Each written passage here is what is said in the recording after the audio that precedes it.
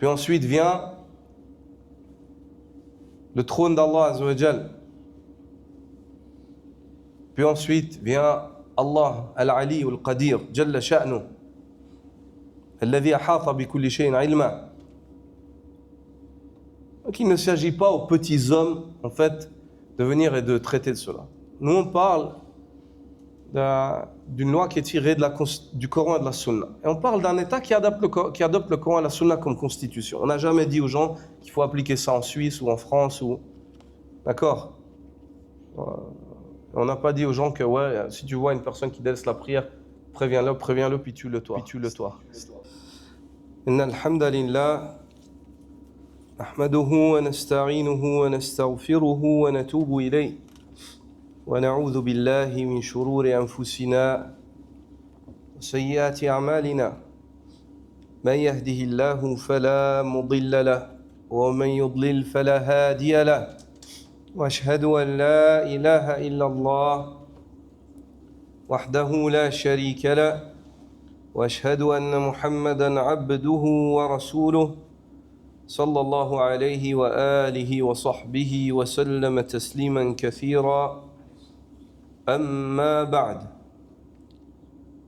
En cette nuit du 5 de Rabi' al-Thani de l'année 1447 de la hijra du prophète sallallahu alayhi wa alihi wa sahbihi wa sallam, qui correspond au 26 septembre 2025, nous continuons l'étude, ou la révision plutôt, de ce qu'on a déjà vu du livre A'lam al-Sunnah de Hafiz ibn Ahmad al-Hakami rahmatullahi ta'ala alayh. Et nous nous sommes arrêtés à la question numéro 34. Et on donne la parole au lecteur.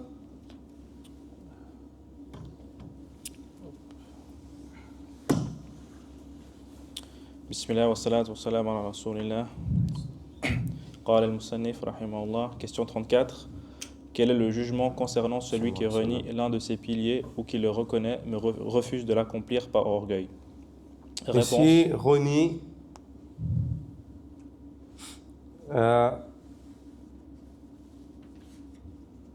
il a employé le mot jahada. ما حكم من جحد واحدا منها أو أقر به واستكبر عنه. Donc on voit que ceux au sujet desquels on questionne sont au nombre de deux. Celui qui renie ou alors celui qui reconnaît mais son orgueil. Continue. Réponse. Il est mis à mort en tant qu'incroyant, au même titre que ceux qui traitent le prophète, les livres, de menteurs, ainsi que les orgueilleux tels qu'Iblis et Pharaon. Non. Sur cette question-là, qui est une question qui est très sensible, lorsqu'on la traite et lorsqu'on l'approche, en premier lieu, il est important de noter que cette question-là concerne un pays musulman qui adopte le Coran et la Sunna comme constitution, dans lesquels ceux qui vivent dans ce pays-là sont avertis. Et si le jugement qui est évoqué ici, c'est la mise à mort, ceci ne se fait pas par tout un chacun parmi les individus. Ceci suite à un jugement d'un qadi, d'un juge, la personne est avertie, interrogée, conseillée, et ainsi de suite. Puis suite à cela, un jugement du qadi est établi, et c'est une peine qui est appliquée par l'État. C'est une peine qui est appliquée par l'État. Et si les gens prétendent que dans les textes de l'islam, ceci est dur, ou qu'ils reprochent cela à l'islam, qu'ils revoient ce qu'il y a dans leurs propres textes, à eux. Car ce que l'on trouve dans les textes de l'Ancien Testament, c'est que tout un chacun, il lui est demandé de mettre à mort une personne qui renie. Dans certains textes, que tout un chacun mette à mort. En islam, il n'est pas ainsi. Il n'est pas ainsi. Ce n'est pas tout un chacun qui se lève et qui tue comme il veut et met à mort comme il veut. Mais c'est des peines. Et ces peines-là, le but de ces peines-là, c'est de prévenir. Et le but de la peine, ce n'est pas de cette peine-là ou de ce jugement-là, ce n'est pas la mise à mort, mais c'est le fait de prévenir les gens de cet acte vil qui est l'apostasie, et de préserver la société musulmane et croyante de ce phénomène-là, ainsi que des ruses du démon. Et les gens souvent ont tendance à juger l'islam par ce genre de points où ils disent voilà, c'est une religion de telle ou de telle, ou bien les fatwas de certains savants lorsqu'ils ont traité des peines de la charia au cours de leurs fatwas anciennement ou contemporains, ils ont traité de ce chapitre-là, le chapitre des peines. Et il n'y a pas que cela en islam. Il n'y a pas que cela en islam. Donc si toi tu viens et puis tu résumes l'islam à cela, c'est faux. C'est comme si maintenant dans la constitution d'un État ou dans les lois adoptées par un État, on prend juste les lois qui traitent des peines. Puis on dit cet État-là, c'est un État qui fait que châtier les gens, qui fait que ci, que ça, parce qu'on a traité que de cette partie-là. Le chapitre des peines, il a sa place et son contexte, et il faut remettre les choses dans leur contexte pour bien les comprendre et les percevoir. Pourquoi Hafiz ibn Ahmad al-Hakami évoque la question des peines alors qu'à la base, la question des peines, c'est une question qui traite de quel chapitre? Ici on parle, c'est un livre de croyance, de Aqida, à la base. Le chapitre des peines, c'est dans quel thème de la charia? Dans la jurisprudence, dans le fiqh, dans la jurisprudence. Al-Hudud, c'est dans la jurisprudence, dans le fiqh. Pourquoi est-ce que Hafiz ibn Ahmad al-Hakami, dans un livre qui vient enseigner la Aqida, il traite d'une mas'ala, d'une question qui revient à la jurisprudence et aux peines, et ici qui parle d'une peine qui est très lourde, qui est la mise à mort? Ceci car il t'évoque cela après avoir évoqué ce qui est en lien avec l'islam et ses 5 piliers. Puis il évoque le jugement des jurisconsultes tiré du Coran et de la Sunna, le jugement divin en fait, en somme, le jugement d'Allah subhanahu wa ta'ala sur celui qui renie ou bien alors consent mais par orgueil s'obstine et refuse. Ce jugement qui est très lourd, il l'évoque afin de montrer la lourdeur de ce à quoi il t'a appelé auparavant, qui sont les 5 piliers de l'islam, auprès d'Allah. Vous avez compris? C'est afin d'attirer ton attention sur l'importance de ces 5 piliers-là.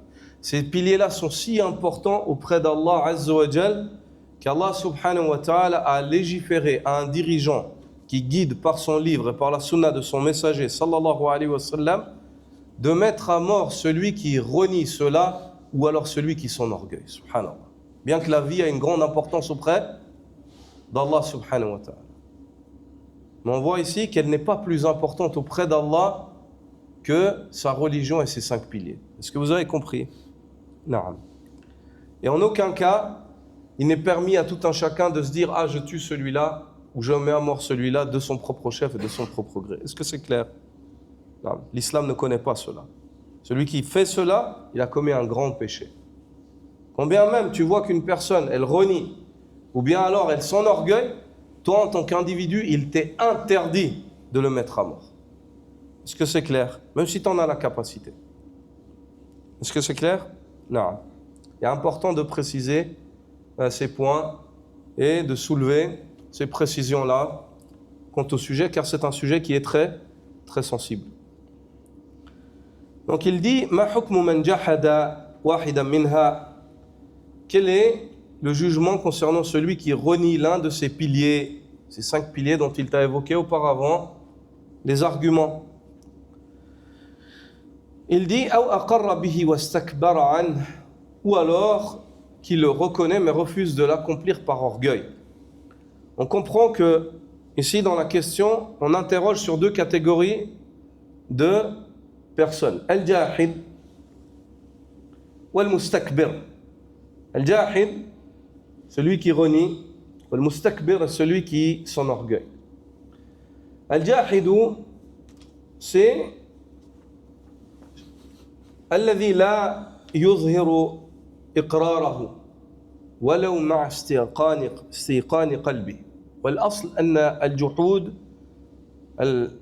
الفرق بينه وبين التكذيب أن الجاحد قلبه مستيقن وينكر، والمكذب لا يشترط أن يكون قلبه مستيقنا.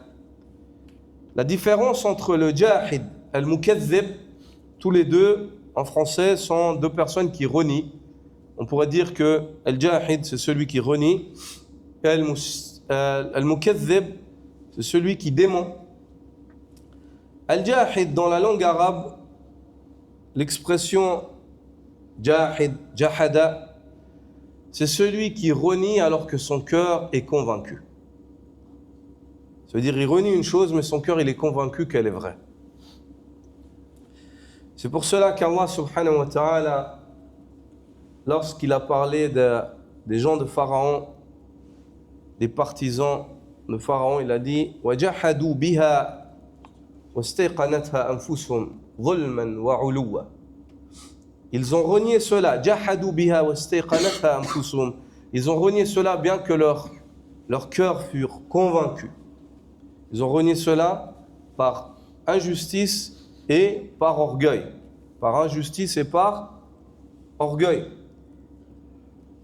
Tandis que al-istikbar ou al-iqrar biwujub ma dhukira lahu ma'a al-imtina'i anhu takabbura.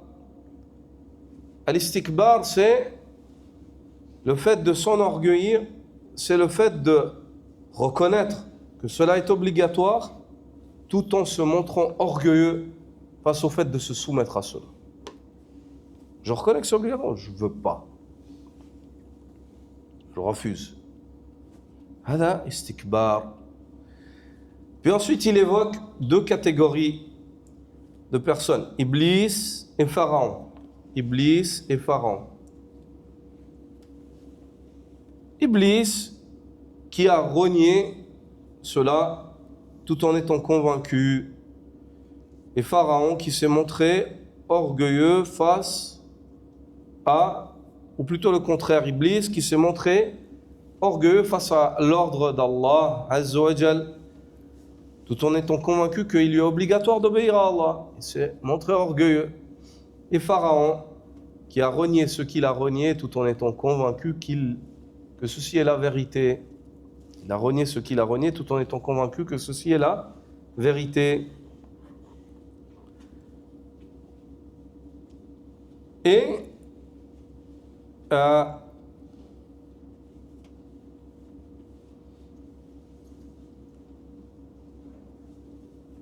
si on prend ces 2 points-là,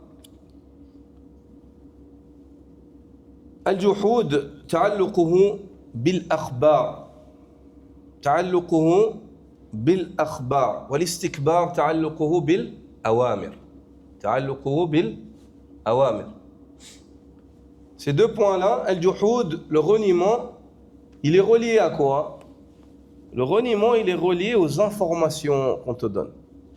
Tu renies les informations. Et l'orgueil, il est relié aux actes qui te sont demandés, à la soumission. Tu refuses, tu t'obstines à ne pas te soumettre. À ne pas te soumettre. Et il n'y a pas de divergence chez les fuqaha, chez les jurisconsultes musulmans, quant au fait que la personne qui vit dans un état musulman et qui renie, ou alors qui son orgueil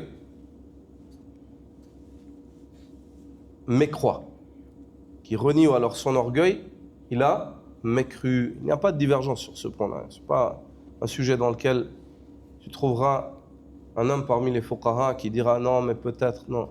Une personne qui renie, elle mécroit.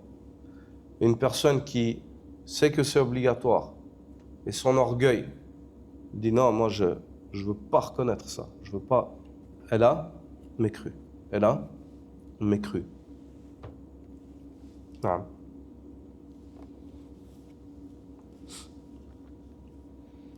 Question 35. Quel est le jugement concernant celui qui les reconnaît, les 5 piliers, puis les abandonne par une sorte de paresse ou suite à une mauvaise interprétation? Réponse. Ça, cette question-là, cette deuxième question, elle est en liaison avec les 4 piliers, hormis le premier. Avec la salat, la zakat, le jeûne et le hajj. Pas la shahada. Donc, ما حكم من أقر بها ثم تركها لنوع تكاسل أو تأويل. هذا تعلق الموضوع يتعلق بالأركان الأربعة دون الشهادة. À part le témoignage que la ilaha illallah Muhammadur Rasulullah. Ce témoignage-là, aucune paresse et aucune fausse interprétation il est accepté. On ne peut pas dire ouais, il délaisse la shahada et puis on discute de son cas parce qu'il était paresseux ou il était... Non, il n'y a pas. La shahada, elle n'est pas concernée en fait par la question que le cheikh traite ici. C'est les 4 piliers. Les 4 piliers, al-arkan al-amaliya, qu'on appelle ça, les piliers d'œuvre. Les piliers d'œuvre. Non. Réponse. Quant à la prière, celui qui la retarde de cette manière, il lui est demandé de se repentir. S'il ne se repent pas, il est exécuté compte tenu de la peine légale, conformément à la parole du Très-Haut, dans le sens de sa parole. Non. Ici, le cheikh, il prône l'avis du jumhur. L'avis du jumhur, de la majorité des jurisconsultes, c'est le fait qu'une personne qui vit dans un état musulman, qui adopte le Coran et la Sunna comme constitution, s'il délaisse la prière ou il la fait tarder de son temps par paresse, et on lui dit est-ce que tu reconnais l'obligation de la prière? Oui, je reconnais. C'est-à-dire il renie pas, il se montre pas orgueilleux, il fait pas partie du premier cas. À ce moment-là, le juge lui dit crains Allah Azza wa Jal, et il l'exhorte. Si la personne continue, à ce moment-là, il y a des peines qui sont appliquées sur lui afin qu'il arrête de faire tarder la prière ou de la délaisser. Et l'avis du jumhur, c'est qu'au bout d'un moment, si la personne elle continue, elle s'obstine à délaisser la prière ou à faire cela, cette personne-là est mise à mort. Haddan. Ça, c'est l'avis des madhahib, majoritairement. Que ce soit le Hanafiya, ou le Malikiya, ou le Shafi'iyya. Et dans le madhab hanbalite, à la divergence, pareil. Ils voient qu'il est mis à mort, mais certains des Hanabila voient qu'il est mis à mort comme non-croyant. Kufran, laysa haddan. Donc ici, ce mot haddan que le cheikh emploie, ça montre que l'avis du cheikh, c'est l'avis du jumhur. C'est-à-dire que la personne est mise à mort comme pécheur et non comme mécréant. Comme pécheur et non comme mécréant. À nouveau, cette peine-là, c'est une peine préventive. C'est une peine préventive pour fermer la porte du shaitan et pour pas donner l'option du délaissement de la salat dans une terre musulmane. Dans une terre musulmane. Une fois de plus, je l'évoque, ici, ce n'est pas les individus, ce n'est pas les personnes qui prennent et mettent à mort comme ils veulent et quand ils veulent. C'est un État, c'est une constitution qui est basée sur le Coran et sur la Sunna. C'est une loi divine, ce n'est pas humain, ce n'est pas une loi humaine. D'accord? Ce n'est pas une loi qui sort de l'hérésie de « moi je pense » ou « il faut qu'on fasse comme ça, il faut qu'on adapte, il faut… » Non, c'est la loi de celui qui a créé les cieux et la terre. C'est la loi de celui qui a créé 7 cieux superposés les uns sur les autres. Chaque cieux, le cieux précédent, comparé à celui qui le suit, c'est comme une bague qui est jetée dans une contrée désertique. Puis ensuite vient le trône d'Allah Azza wa Jal. Puis ensuite vient Allah Al-Ali Al-Qadir, Jalla Sha'nu, Alladhi ahata bi kulli shay'in ilma. Donc il ne s'agit pas aux petits hommes, en fait, de venir et de traiter de cela. Nous, on parle d'une loi qui est tirée du Coran et de la Sunna. Et on parle d'un État qui adopte le Coran et la Sunna comme constitution. On n'a jamais dit aux gens qu'il faut appliquer ça en Suisse ou en France. D'accord ? On n'a pas dit aux gens que ouais, si tu vois une personne qui délaisse la prière, préviens-le, puis tue-le toi. D'accord ? Qu'on mette les choses dans leur cadre. Donc il s'agit ici d'une opinion, et c'est l'opinion majoritaire. Donc ils sont unanimes, les jurisconsultes, quant à ce fait-là.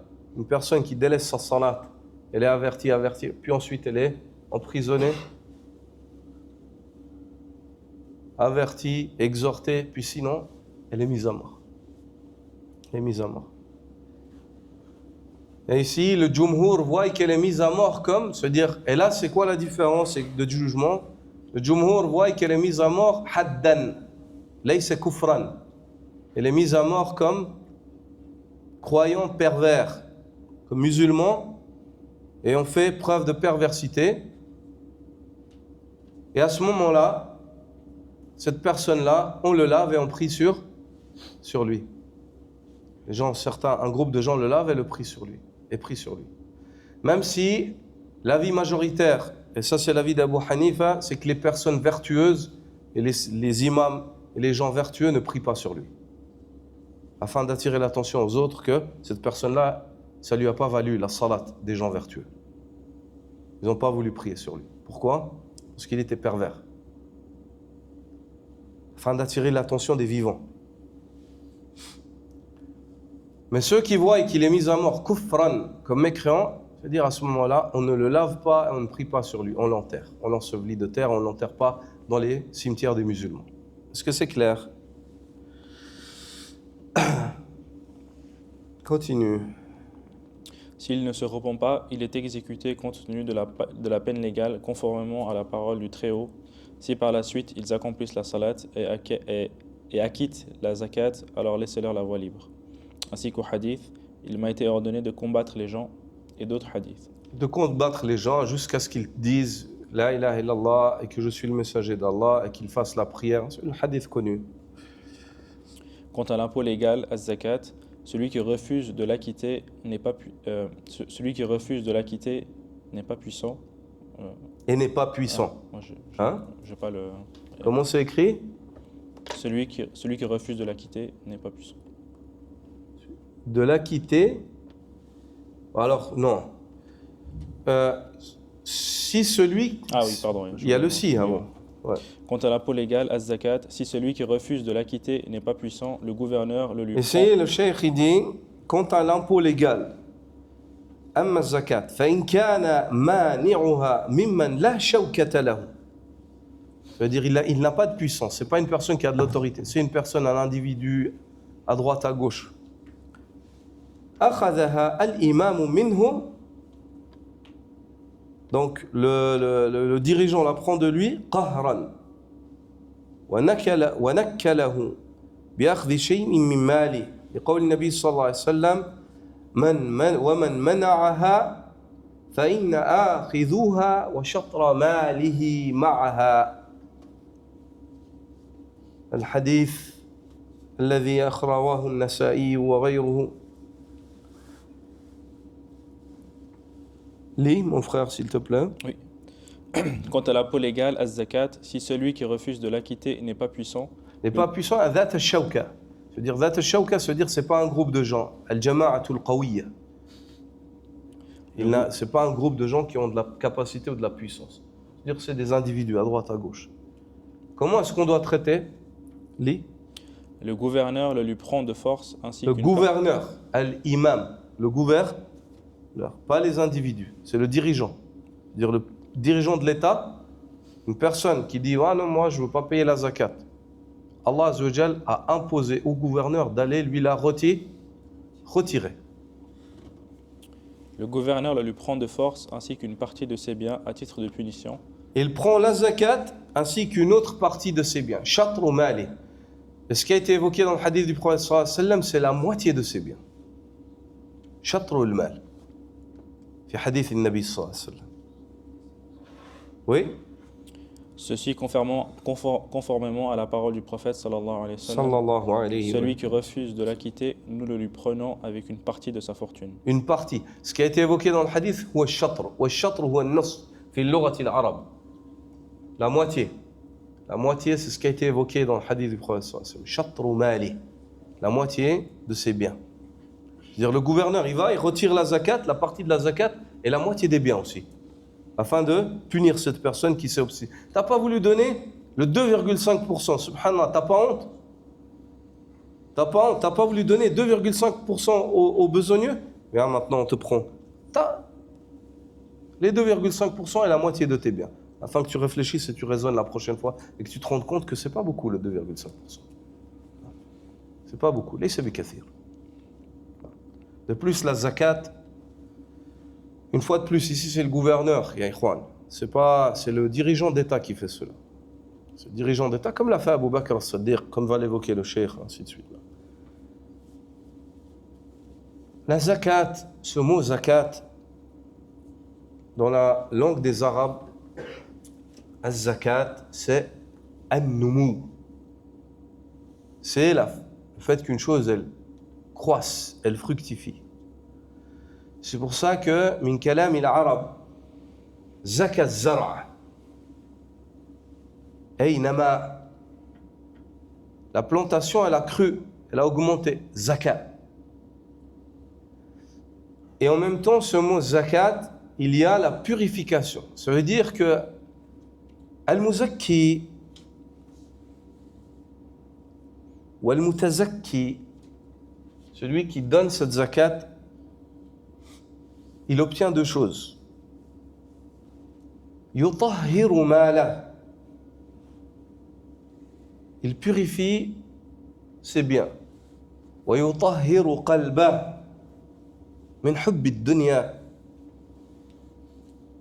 Il purifie ses biens et il purifie son cœur de l'amour du dunya, de l'attachement au dunya. Wa bihadhihi az-zakat yanmu maluhu. Et par le biais de cette zakat, ses biens y croissent. لذلك قال النبي صلى الله عليه وسلم ما نقص مال عبد الصدقة. Les biens d'une personne n'ont jamais diminué par le biais de l'aumône. بالعكس تزيد بركة وعددا ومنفعة. Au contraire, les biens ils augmentent par la zakat, par la sadaqa. Plus l'homme il donne, plus il reçoit. Même si le croyant, à la base, le croyant il donne pas pour recevoir. Tu donnes pas avec l'aniya. Crains Allah, Azza wa Jal, fais attention. Quand tu lis ces hadiths, ne va pas te dire ouais je vais donner pour gagner. La ilaha illallah, ya akhi. Tu t'arrêtes à ça, tu t'arrêtes au dunya dans ta niya. Subhanallah. Tu donnes taqarruban ila Allah, pour t'approcher d'Allah Azza wa Jal. Liyarda Allah Azza wa Jal ank, wa yaghfir lak, wa yutahhirak. Pour qu'Allah Azza wa Jal t'agrée, pour qu'il te pardonne, pour qu'il te purifie. Hadi une niya. Muwahidan, tu donnes en tant que monothéiste. Tabtaghi bidhalika wajha Allah Azza wa Jal. Tu cherches par cela le visage d'Allah subhanahu wa ta'ala. Abu Bakr as-Siddiq radiyallahu ta'ala anhu, Allah Azza wa Jalla a révélé sur lui illa ibtigha wajhi rabbih al-a'la wa la sawfa yarda. Il donne ses biens, yatazakka, afin de se purifier. Wa ma li ahadin 'indahu min ni'matin tujza. Et personne n'a auprès de lui une faveur, c'est-à-dire où il attend une faveur de quelqu'un pour les biens qu'il a donnés. إِلَّا ابْتِغَاءَ وَجْهِ رَبِّهِ الْأَعْلَى. Il fait cela à la recherche de du visage de son Seigneur le Très-Haut. وَلَا سَوْفَ يَرْضَى. Très bientôt il sera content. Allah a révélé ces ayats. في من؟ نزلت في من؟ في أبي بكر الصديق شيخ المهاجرين والأنصار رضي الله تعالى عنه. Ces versets sont descendus sur Abu Bakr al-Siddiq, qu'Allah l'agrée. Ils sont descendus quand Abu Bakr al-Siddiq كان يعتق العبيد. Il libérait les esclaves.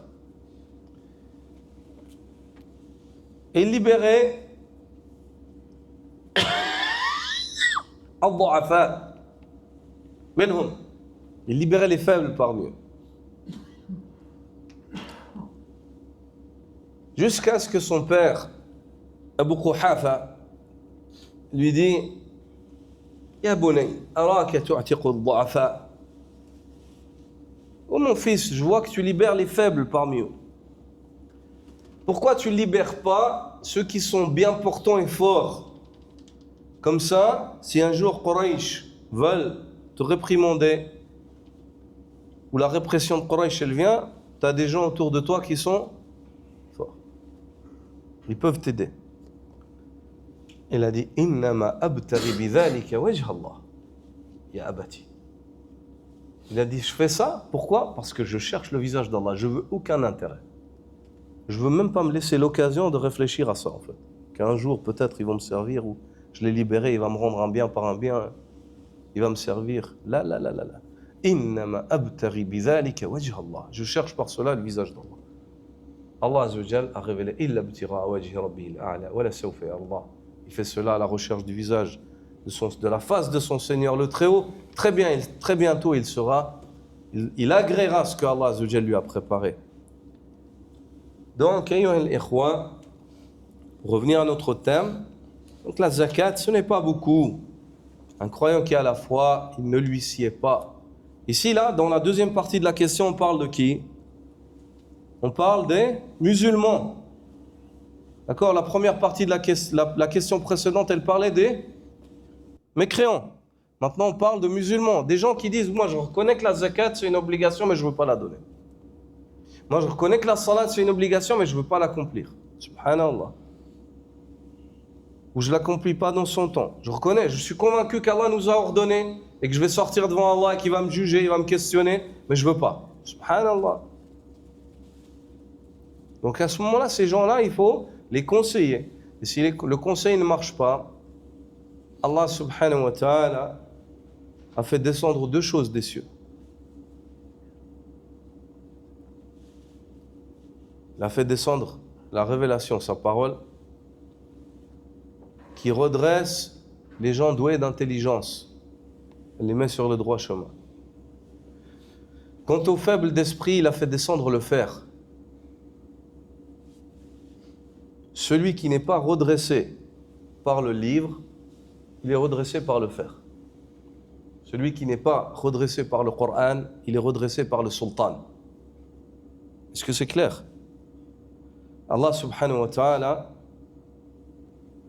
a fait descendre ces deux choses. Et le fer, il ne se développe pas sur la terre. Il est descendu des cieux. Le fer qui y a sur terre est descendu du ciel. C'est-à-dire quand le fer il diminue, qu'il n'y a plus de fer, ça ne se rajoute pas. On ne peut pas trouver des sources. Le fer, il n'augmente pas sur terre. Il laisse que Allah a descendu des cieux sur terre du fer. C'est pour cela que Cheikh al-Islam Ibn Taymiyyah a dit le livre guide et le fer redresse. Le livre guide, et celui qui n'accepte pas la guidée du livre, il est redressé par le hadid, par le fer. Et Allah subhanahu wa ta'ala évoque cela dans Surat al-Hadid, dans la Surat al-Hadid. Continue. Par contre, s'il s'agit d'un groupe doté de force, le gouverneur doit les... Une fois de plus, je l'évoque et je répète à plusieurs reprises. Regarde ce qu'il dit, le gouverneur. Et quand je viens de vous évoquer cela, le fer, je n'ai pas dit lève-toi, prends un fer et redresse les gens. D'accord? Même tes propres enfants, tu peux pas tu peux pas les redresser comme ça. Tu dois conseiller. Nous, en tant qu'individus, notre autorité, elle s'arrête à notre capacité. Il s'agit ici de l'autorité de celui qui a l'État dans les mains. Une fois de plus, je le répète, parce qu'on a la fâcheuse tendance à faire, à interpréter les paroles des gens ou à leur donner une tournure comme on veut leur la donner ou leur faire dire ce qu'ils n'ont pas dit. Donc, alhamdulillah, on prend nos précautions, on explique. Wallah, on n'explique pas parce qu'on a peur des gens. On explique parce qu'on a peur d'Allah. C'est parce qu'Allah Azza wa Jalla nous a ordonné. Comme ça, le pervers qui est pervers et veut torsionner notre parole, l'argument il est levé yawm al-qiyamah contre lui. Allah Azza wa Jalla nous suffit comme juge. Et c'est le meilleur des juges, Jalla sha'nu. Est-ce que c'est clair? Si par contre il s'agit d'un groupe doté de force, le gouverneur doit les combattre. Ici, on voit que il y a deux statuts différents, deux situations dans la charia.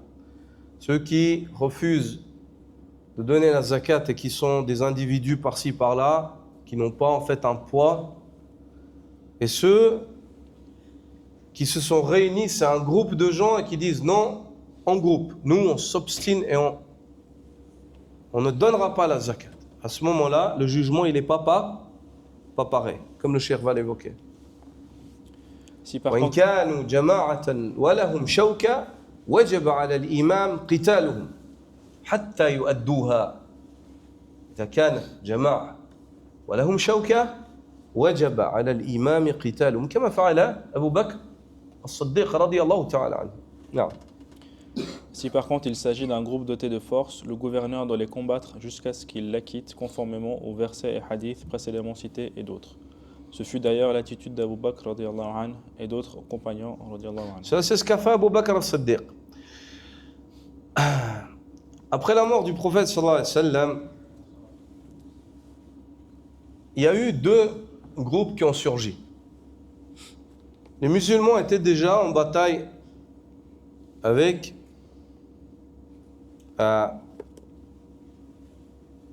les grandes forces de l'époque, les Perses et les Romains,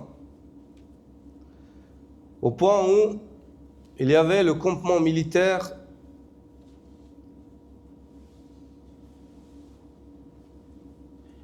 dans lequel le prophète sallallahu alayhi wa sallam avait préparé l'armée avec comme commandant Oussama ibn Zayd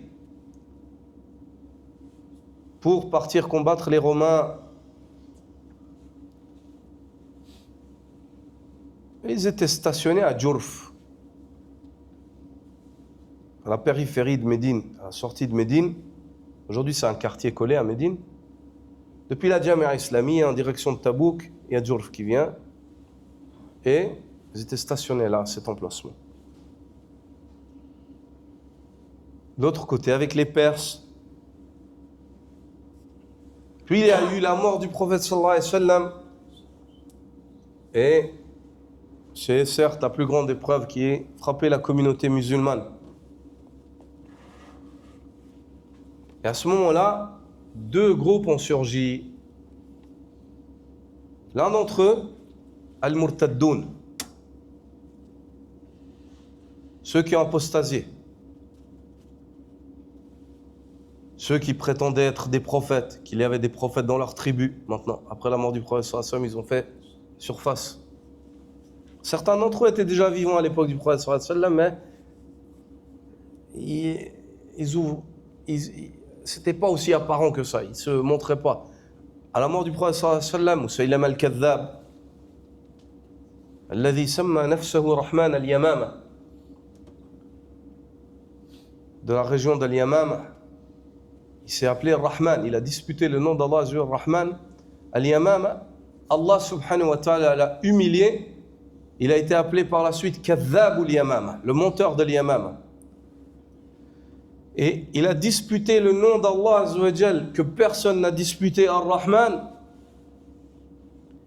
Allah Azza wa Jalla l'a humilié au point où c'est devenu, depuis cet instant-là, cette parole et cette sagesse arabe, lorsqu'on exhorte son enfant afin qu'il ne soit pas menteur, on lui dit La takun kadhaban ka Musaylama. Depuis 1400 années jusqu'aujourd'hui. Ma'rouf, mash'our, lada al-arab, ta'rifoun hada. Kadhab ka Musaylama. Menteur comme Musaylama, sha'i' fi al-buldan al-arabiyya. Dans les terres et les contrées arabes, c'est répandu jusqu'aujourd'hui encore. Quand tu veux dire que quelqu'un c'est un menteur, on dit c'est un menteur comme Moussaïlama. Ou on dit à un enfant ne sois pas menteur comme Moussaïlama. Les ulama disent ça c'est l'humiliation qu'Allah Azza wa Jal a décrété pour cet homme, car ça fait partie des plus grands mensonges. Il s'est appelé Rahman. Personne ne s'est appelé avant lui Rahman. Personne n'a osé disputer le nom d'Allah Azza wa Jal, Rahman, si ce n'est lui, il a dit Rahman ou Yamama. Allah Azza wa Jal a fait de lui l'exemple du mensonge, l'exemple à ne pas suivre du mensonge et du menteur, Moussaïlama. Donc il a surgi. Deux groupes ont surgi, Al-Murtaddoun, les apostates, et parmi eux ceux qui prétendaient à la prophétie, et parmi eux ceux qui s'obstinaient, qui ont dit maintenant la zakat on l'a donnée au prophète sallallahu alayhi wa sallam, le prophète sallallahu alayhi wa sallam est mort, on ne donne plus la zakat à personne. Mani' zakat. Abu Bakr as-Siddiq radiyallahu ta'ala anhu, il s'est retrouvé à ce moment-là avec plein de fronts. L'épreuve de la mort du prophète sallallahu alayhi wa sallam, c'est-à-dire il a dû réunir de nouveau entre les muhajirin et les ansar. Les muhajirin ils ont dit maintenant le prophète sallallahu alayhi wa sallam, les ansar ils ont dit le prophète sallallahu alayhi wa sallam est mort, nous on a un dirigeant parmi les ansar, les muhajirin un dirigeant parmi les muhajirin. Allahu Akbar. Qui va prendre la direction de l'État musulman? Il n'y avait plus personne, il fallait choisir un imam. Subhanallah, quelle épreuve. C'était une grande épreuve pour la communauté islamique à ce moment-là. Allah Azza wa Jal a uni les muhajirin et les ansar et la communauté autour de cet homme comme imam Abu Bakr as-Siddiq radiyallahu ta'ala anhu. Premièrement, quand le prophète sallallahu alayhi wa sallam est mort, Omar ibn al-Khattab a dit, celui qui a dit que Mohammed est mort, je vais le frapper, je vais frapper son cou avec mon épée. Il n'est pas mort, il est allé rencontrer son Seigneur comme Moussa, il va revenir. Tellement il a été choqué. Abu Bakr as-Siddiq est monté sur le minbar. Il leur a lu la parole d'Allah Azza wa Jal. Il leur a dit Mama Muhammad, Aba ahadi min rijalikum. ولكن رسول الله وخاتم النبي فإن مات أو قتل انقلبتم على أعقابكم. Mohammed n'est pas le père de l'un d'entre vous, mais c'est le messager d'Allah et le sceau des prophètes. S'il meurt ou il est tué, allez-vous revenir sur vos pas? Allez-vous revenir sur vos pas? Omar ibn al-Khattab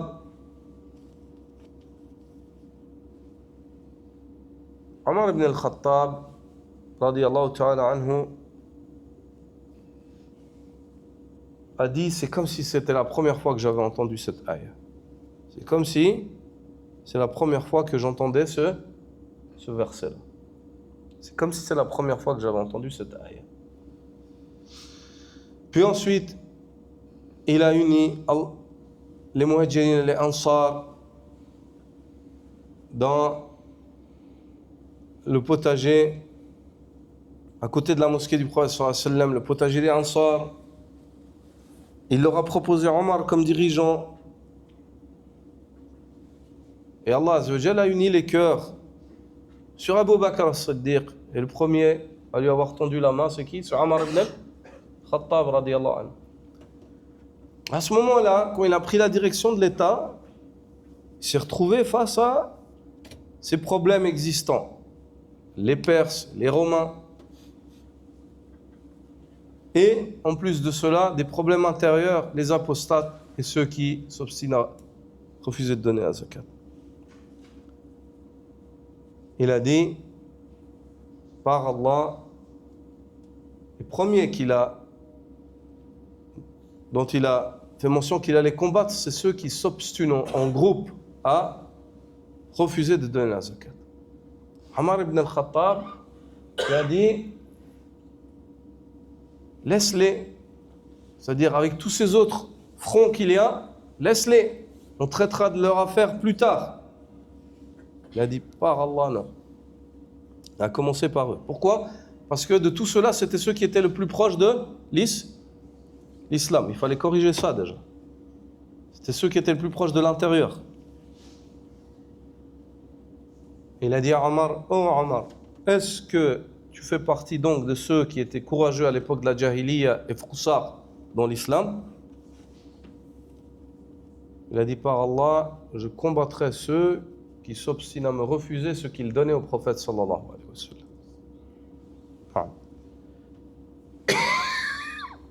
Donc, ici, on voit que le jugement, c'est pas le même.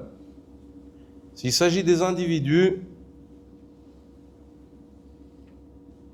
il n'est pas fait mention du combat, mais s'il s'agit des groupes dans l'État musulman qui se lèvent et disent non, on s'obstine à refuser la zakat, on ne la donnera pas, à ce moment-là, il est obligatoire aux dirigeants de les combattre, de faire asseoir le jugement d'Allah subhanahu wa ta'ala.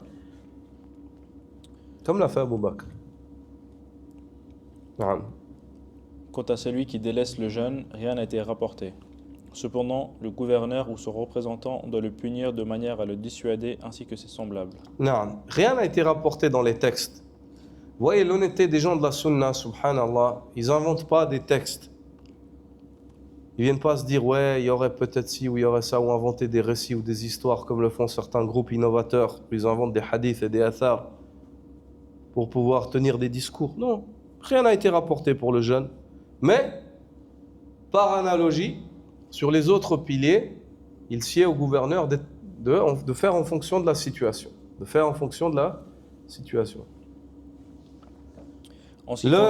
La manière précise par laquelle sévit le gouverneur dans ces chapitres-là, elle est relative. On voit qu'elle est relative à la personne,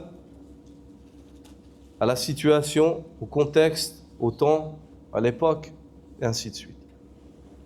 Donc c'est un chapitre qui est vaste, où il faut faire preuve de sa sagesse. Le gouverneur, il doit être très sage dans la manière de traiter cela et dans la manière de sévir et de réprimander. Oui? En ce qui concerne le pèlerinage, toute la vie du serviteur lui est impartie, et ce jusqu'à sa mort. Pour le pèlerinage, il n'y a pas une réprimande précise, car l'homme, il a le temps. Donc tu ne peux pas savoir. L'homme, il a le temps de repousser le pèlerinage. Et le délai, c'est quoi? La fin du délai, c'est la mort. C'est la mort. Par contre, il est détestable de repousser le pèlerinage de cette manière pour une personne qui en a les moyens, car il ne sait pas quand il meurt. Et les hadiths qui sont rapportés sur la réprimande ou sur les reproches qui sont faits à celui qui fait tarder le pèlerinage et il en a les moyens et meurt, tous les hadiths, les paroles du prophète sallallahu alayhi wa sallam qui sont rapportées, elles sont toutes faibles. Tous les hadiths qui sont narrés dans la réprimande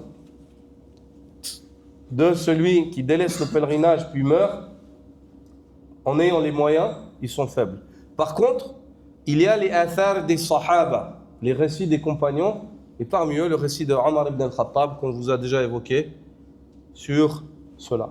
Il y a plein de récits des compagnons quant à cela, sur les reproches qui sont faits à celui qui délaisse le pèlerinage et en a les moyens. En ce qui concerne le pèlerinage, toute la vie du serviteur lui est impartie, et ce jusqu'à sa mort. Mais il incombe au serviteur de le faire le plus tôt possible. La négligence à son égard est d'ailleurs l'objet de menaces dans l'au-delà, mais aucun châtiment particulier dans la vie présente n'a été rapporté à son sujet. Non, celui qui néglige le hajj fait objet de menaces dans l'au-delà, mais aucun châtiment n'a été évoqué dans le dunya. سبحانك اللهم وبحمدك أشهد أن لا إله إلا أنت أستغفرك وأتوب إليك